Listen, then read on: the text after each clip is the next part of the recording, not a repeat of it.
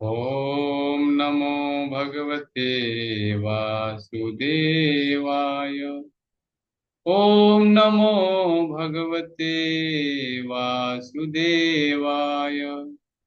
ओम नमो भगवते वासुदेवाय। निगम कल्पतरो गलितं फलं सुखमुखादमृतद्रव संयुतम् पिबत भागवतं रसमालयम् मुहुरहो रसिका भुवि भावुकः। हे विज्ञ एवं विचारशील जनों, वैदिक साहित्य रूपी कल्प वृक्ष के इस परिपक्व फल श्रीमद् भागवतम का रसास्वादन करो। यह श्रील सुखदेव गोस्वामी के मुख से निस्तृत हुआ है, अतएव यह और भी अधिक रुचिकर हो गया है। यद्यपि इसका अमृत रस मुक्त जीवों सहित समस्त जनों के लिए पूर्व से ही आस्वाद था। तो ग्रंथराज श्रीमद् भागवतम जो है, बताया गया है कि यह श्रीमद् भागवतम जो है पुराण सूर्य के समान तेजस्वी है और धर्म ज्ञान आदि के साथ श्री कृष्ण द्वारा अपने धाम चले जाने के उपरांत इसका उदय हुआ था। जिन मनुष्यों ने कलयुग में अज्ञान के गहन अंधकार के कारण अपनी दृष्टि खो दी है, उन्हें इस पुराण से प्रकाश प्राप्त होगा। श्रीमद् भागवतम के पहले स्कंद के तीसरे अध्याय के 43वें श्लोक में ये चर्चा होती है। ये भाद्र मास भाद्र पूर्णिमा चल रहा है और इस्कॉन मंदिर बड़ौदा की तरफ से एक छूट दिया जा रहा है श्रीमद् भागवतम पढ़ने के लिए। जो भी भक्त को श्रीमद् भागवतम चाहिए तो एक ऑफर चल रहा है, अभी इंग्लिश में है 9,000 रुपये का। अगर आप श्रीमद् भागवतम लेना चाहते हैं तो आपको छूट मिलेगा, 8,500 में दिया जाएगा। हिंदी में है रेगुलर प्राइस 7,400, और अभी आप लेना चाहते हैं श्रीमद् भागवतम तो 6,900 रुपये का है। गुजराती में है 8,000 रुपये का, और अभी लेना चाहेंगे आप तो ये है 7,500 का।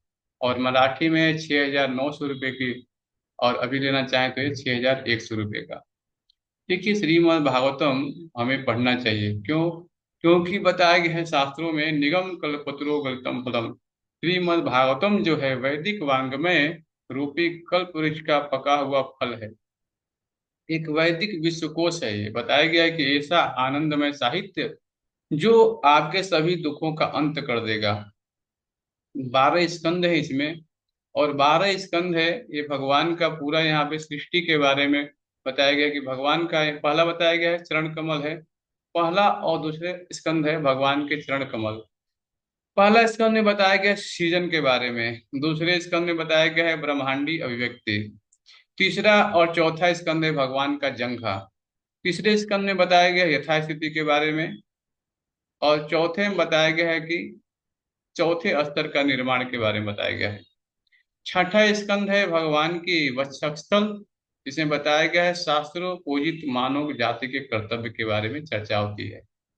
पांचवा स्कंध है भगवान की नाभि, जिसमें बताया गया है सृजनशीलता की प्रेरणा के बारे में चर्चा होती है। सातवां और आठवां स्कंध है भगवान का बाहु।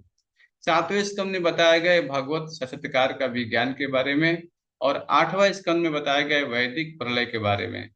नौवां स्कंध है भगवान के कंठ, जिसमें बताया गया कि भवबंधन से मुक्ति कैसे पाया जाए। 10वां स्कंध है भगवान का मुखारविंद, सभी सारों के सार के बारे में बताया गया है। और 11वां है भगवान का ललाट, जिसमें बताया गया है सामान्य इतिहास के बारे में। और 12वां स्कंध है भगवान का शीर्ष, जिसमें बताया गया है पतन का युग। तो आप लोग भागवतम लीजिए और पढ़िए। ये भगवान का वांगमय स्वरूप है। हरे कृष्णा कृष्ण कृष्ण हरे हरे, हरे राम राम राम हरे हरे। इस्कॉन मंदिर बड़ौदा की तरफ से ढेर सारी शुभकामनाएं।